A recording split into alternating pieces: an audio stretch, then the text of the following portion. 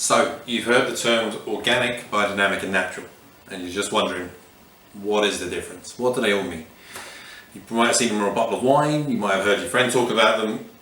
Listen, in a nutshell, because they're reasonably complex subjects, organic is a type of wine which is legally defined. It's a term which is legally defined.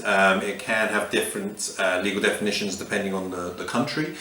But it means that no chemicals or pesticides have been used when growing the grapes in the vineyard. So what that gives you is purer, healthier soil and healthier, purer grapes to make your wine from.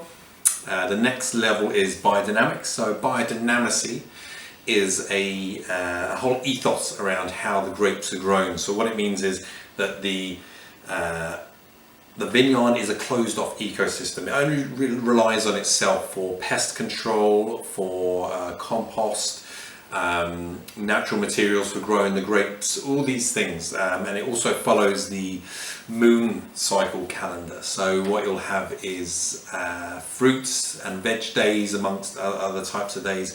And generally what they'll do is they'll pick the grapes on a fruit day.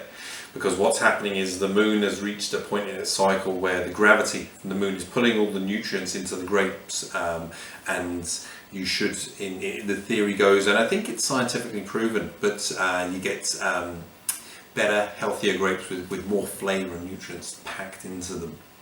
The last term there is natural.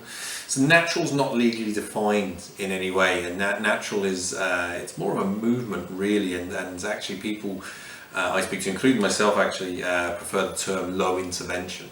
So if a wine is made naturally or in a low intervention way, it's exactly that. The winemaker has tried to intervene in the expression of the place where the grapes have come from as little as possible.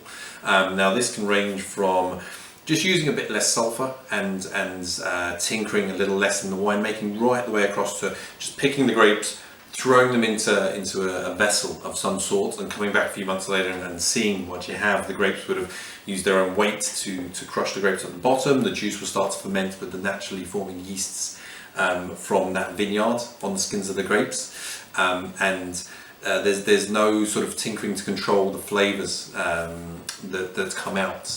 Some people at that extreme are really into that style of wine.